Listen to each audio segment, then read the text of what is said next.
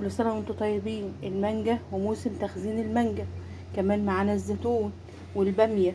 كل دي تفريزات لازم تعملي حسابها علشان شهر رمضان الكريم، ومش شهر رمضان كمان، دي تفريزات طول السنة.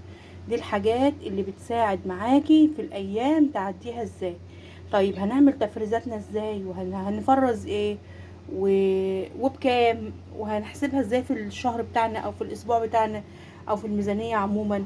كلام كتير في الفيديو بتاعنا النهاردة، صدقيني هيعجبك. ادخلي الفيديو وسمي بالله وصلي على الرسول، وتعالي نشوف احنا عملنا ايه وجبنا ايه النهاردة وهنتكلم في ايه النهاردة. بسم الله الرحمن الرحيم، والصلاة والسلام على أشرف المرسلين. أهلا بكم حبايبي في قناتكم قناة البيت الدافي.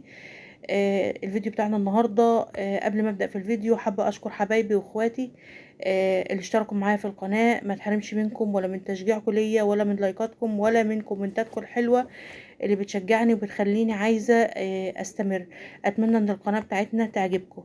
النهاردة ان شاء الله الفيديو بتاع مشتريات الاسبوع ده، الاسبوع التاني لشراء الخضار وكده اللي من السوق. آه الاسبوع ده انا عملت ان انا مش واخده بالي بصراحه علشان اجيب شويه تفريزات. الميزانيه بتاعتنا زي ما هي، بس انا بدل ما اجيب حاجات للتلاجة وحاجات طبعا انا عندي حاجات بسيطه بس هقدر ان انا ان شاء الله امشي بيها الاسبوع. انت برضو لو عندك حبه حاجات اعملي ان انت مش واخده بالك وهاتلك شويه تفريزات هينفعوكي. صدقيني الحاجات دي خير في البيت. الحاجه احسن من الفلوس. الاسعار غاليه، الدنيا صعبه، بس احنا برضو بنحاول على قد ما نقدر ان احنا نقف جنب بيوتنا وجنب ولادنا ونحاول ان احنا نوفر كل الالتزامات بتاعتنا. شفت ناس كتيرة بتعلق بتقول تفريزات رمضان ايه وحاجات رمضان ايه واحنا عارفين نمشي وعارفين نعيش، وناس بتقولك الديب فريزر يا جماعة ده اسوأ جهاز موجود في البيت، يا جماعة نتخلص منه. لا يا حبيبة قلبي، الديب فريزر لازم يكون موجود عندك برضو، ولازم تفرزي، مش لازم تحطي كميات. لا هاتي حاجات بسيطة تبقى موجودة عندك، تنفع في يوم زنقة، تنفع في يوم أزمة. انا كنت جايبة 2 كيلو بامية قبل كده، وده كيلو كمان، سعر الكيلو كان 35 جنيه. كنت بقول بصراحة التفريزات دي انا اتأخرت فيها على اساس ان انا كنت، بس انا كان عندي شراء كتب وشراء الكتب الخارجية بتاعت المدرسة وكده. فطبعا لما تيجي كتب المدرسة مع التفريزات، لا بتبقى الكتب ابدى واهم، زي ما بتيجي برضو الدروس معاكي مع حاجات تانية وطلبات تانية، ندفع دروسنا وندفع ايجاراتنا وندفع حاجتنا.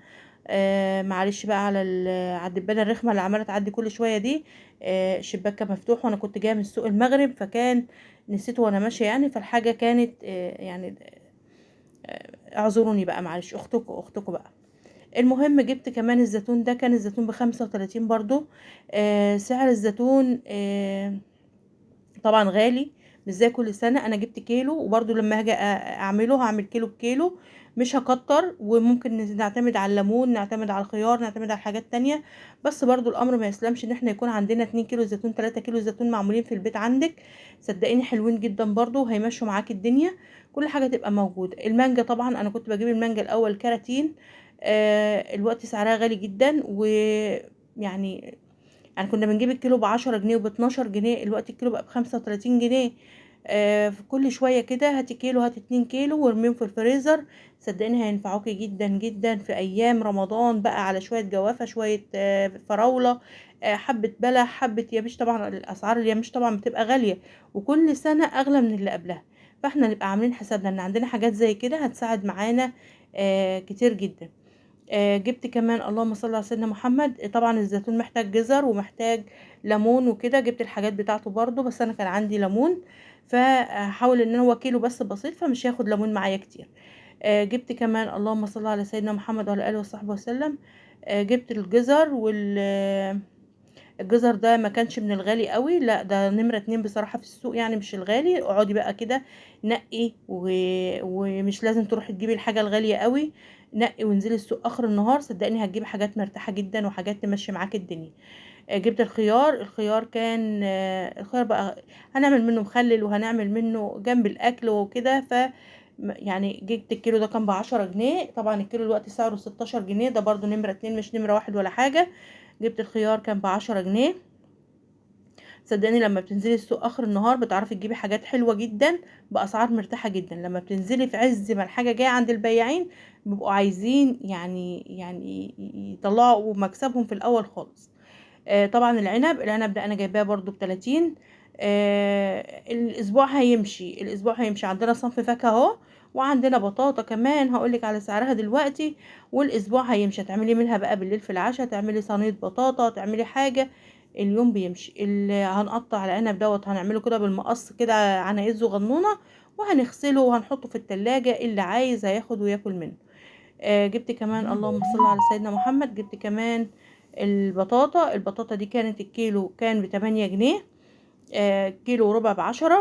حلوة برضو، هتشوي منها. انا بصراحة بحب البطاطا المشوية في الفرن العادية، اللي احنا واخدين عليها العادية دي. آه هنغسلها برضو ونظبطها ونعملها في يوم كده بالليل، ياكلوها عشوائية حلوة. وممكن تعملي منها صينية حلويات. كنت عاملاه قبل كده على القناة، كان الفيديو باسم صينية حلويات ببلاش، حلوة جدا وطعمها عسل بصراحة. كيلو الدقيق، طبعا مفيش غنى عن الدقيق يا جماعة. الدقيق ده في البيت سر البركة، والله العظيم سر البركة. هتعملي منه فطيرة، هتعملي منه قرص، قراقيش، قرص طرية ان شاء الله بإذن الله. الاسبوع الجاي ابتداء من اسبوع الدراسة بإذن الله يبقى عندنا كل اسبوع وصفة معجنات، وصفة مختلفة من المعجنات. ده البلح الكبيس كمان، او البلح اللي هو بيتعمل منه العجوة. ده احلى 100,000 مرة من العجوة الجاهزة. يعني انا ولادي بيحبوا البلح ده عن البلح اللي هو عن العجوة اللي بتيجي جاهزة مفرومة جاهزة. بجيبه بفصصه، بهرسه كده بمعلقة سمنة بلدي على النار، حبة زيت لو ما عندكيش سمنة بلدي، حبة زيت، معلقة زبدة، اي حاجة عندك يعني، وحبة سمسم عليها، وهتحشي بيها احلى معجنات. وممكن تعمليها كمان سندوتشات للولاد في المدرسة. والايام دي يا جماعة ايام البلح الاسمر، صح هو سعره غالي، الكيلو ب25 جنيه. لو ولادك بيحبوه في السندوتشات تقدري تجيبي وتعينيه كمان. يعني انا بجيبه بفصصه وساعات بشيل منه القشرة، وساعات بعينه زي ما هو كده من غير ما اجي جنبه خالص، واحطه في الفريزر. بطلع الكيس افصصه برضو، بيبقى البلحية بتبقى طرية في ايدك كده. والبلح لما بيتعمل بقشره بيحتفظ بطعمه اكتر، زي المانجا بالظبط يعني في الخزين بتاعها. آه جبنا ايه تاني يا جماعة؟ عملنا كمان الدقيق طبعا، يعني البيت اللي فيه دقيق ما يحسش بدقيق. عايزه اقول لكم على حاجه كمان، الايام دي ايام دخول الرز البيوت يعني عند الفلاحين وكده، فبيبداوا يبيعوا منه باسعار بتكون مرتاحه شويه. لو تقدري تجيبي لك شويه وتحط عليهم حبه ورق لورا، حبه ملح، كيلو ملح خشن عندك يبقى عندك في البيت. هتقلبي على الرز لا هيسوس ولا هيصيبه اي حاجه عندك، وهيبقى زي الفل. وهتعبيه عندك في جردل في حاجه كده، وهتستخدمي منه، هينفع معاكي في خزينه. بصراحه لما بتجيبي الحاجه في الموسم بتاعها في الاول مش بتاخد منك سعر كتير. يا جماعه عايزه اقول لكم كمان على حاجه كمان. عندك بقى باكو شاي اركنيه على جنب، كيس مكرونه اركنيه على جنب. فايض عندك ازازه زيت، اعملي نفسك مش واخده بالك خالص وعينيها. كل ده بينفع في رمضان. رمضان خيره كتير وبركته كتير، بس برضه آه، التدبير والتوفير مطلوب. خدنا بقى، جبت كمان الكرات عشان ان شاء الله الفيديو الجاي هيبقى فيديو قوي جدا للتفريزات بتاعتنا، وهيبقى كمان في الطعمية والفول. هنعمل الطعمية والفول للفطار وللعشاء، وتبقى موجودة عندك الكيس في التلاجة. هتطلعي في الفريزر، قصدي يعني تطلعي من الفريزر وتعملي طول ما انتي. الحمد لله رب العالمين حاجتنا موجودة في بيتنا، احنا في نعمة وفضل من عند ربنا. ربنا يديم علينا وعليكم النعمة، ربنا يسترها معانا ومعاكم يا رب، ويجعل بيوتنا وبيوتكم مليانة بالخير. اللهم امين يا رب العالمين. ويرخي يرخي الاسعار شويه للناس، لان بصراحه الناس حالتها بقت صعبه. فاحنا بنحاول نساعد بعض يا جماعه بحاجات سهله وحاجات بسيطه كده. ربنا يعيننا ويعينكم يا رب، اللهم امين.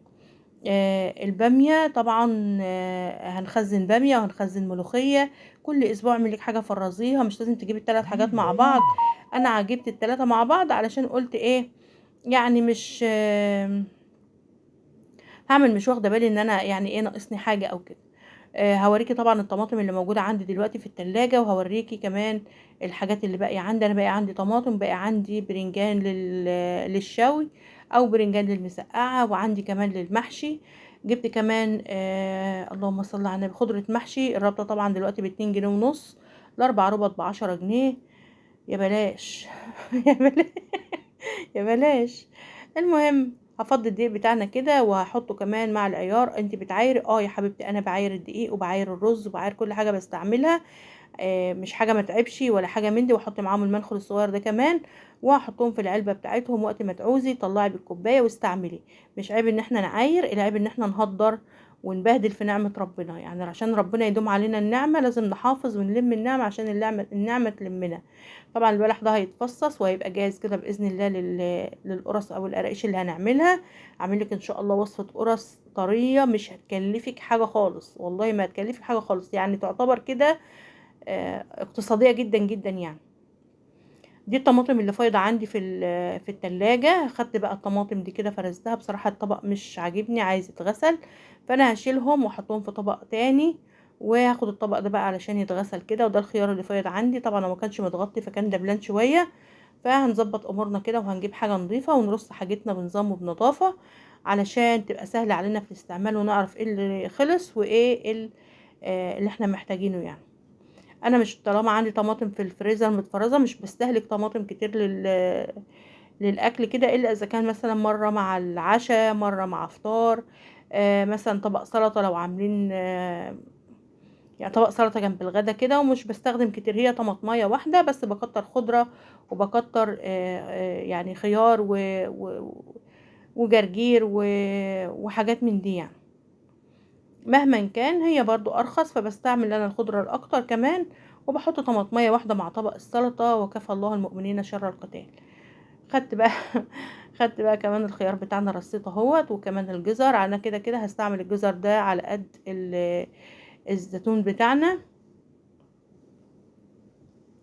هستعمله على قد الزيتون. وهحط معاه كمان الطماطم وهغطي عليهم في التلاجة بتاعتنا.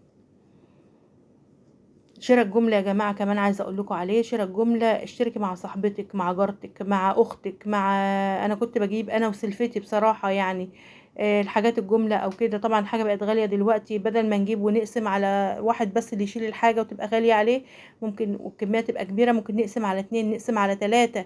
هتمشي نفسك برضه، هيبقى عندك خير ربنا، وفي نفس الوقت الحاجة هيبقى سعرها مرتاح شوية.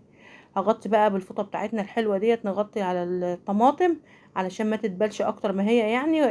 انا خدت المستوية طلعتها فوق والتانية الجامدة لتحت، فعلشان يعني نستعملها هي الاول. كمان البطاطس يا جماعة روحوا السوق اخر النهار والله هتشتروا حاجة مرتاحة. البطاطس انا كنت جايباها كان الكيلو ب10 جنيه. يعني انا بقولت البقيه صغير، حجمها صغير شويه مش كبيره بس حلوه وهتمشي الدنيا ومش هتقول لا يعني. وبطاطس تحمير وزي الفل، مش هتقول معاكي لا. استعملت جبت البطاطس كان الكيلو ب10 جنيه. دي طبعا كان الكيس جنب الحوض كده فجاء عليه شويه ميه، فانا هنشفها برضو واحطها مع البطاطس. وهنحط كمان الحاجه بتاعتنا. شراء الجملة يا جماعة والله بيوفر كتير. اشتركي مع حد من قرايبك مع حد من اصحابك. مرة هاتوا شكارة سكر، مرة هاتوا كرتونة زيت، مرة مثلا شكارة بطاطس، شكارة بصل، اي حاجة اي حاجة اشتروها بالجملة. لو جنبك سوق جملة هتنفع معاكي جدا وهتوفر معاكي كتير برضو. تلاقي عندك كمية حلوة والسعر ما دفعتيش برضو ما غرمتيش فيها كتير. ممكن الحاجة تكفي معاكي شهر وشهرين كمان. دي كانت البطاطس بتاعتنا، وحطيت كمان معاها البطاطا. لو هتستعمليها بعد فترة طويلة حطها في التلاجة مفيش فيها مشكلة. ده بقى البصل اللي انا كنت شارياه. البصل دوت انا مش جايباه من السوق، كان عندي كنت جايباه في اول الموسم. لما بتجيبيه في اول الموسم وبتبقى الحاجة سعرها مرتاح شوية. كنت جايبة البصل ده كان ب10 جنيه. لو كنت اعرف ان هيوصل الاسعار دي وبقيت مستغلياه كمان، لو كنت اعرف ان هو هيوصل 20 و25 جنيه كنت جبت كمان شكارة. الحاجات في البيت والله يا جماعة احسن من القرش. ده كان البصل بتاعنا كمان نضفته كده وشلت منه القشور عشان تبقى مكانه نظيف، وحطيته في التربو الصغنن دوت. وهنجر نستحبقى منه لحد ما يخلصوا، وبعد كده نبقى نشوف هنعمل ايه. ده كان الفيديو بتاعنا النهاردة. اتمنى ان الفيديو يكون عجبك ويكون شجعك، ولو استفدت بحاجة بسيطة ما تنسينيش باللايك. بشكركم تاني لتاني مرة، متشكرة جدا لكل اخواتي وحبايبي.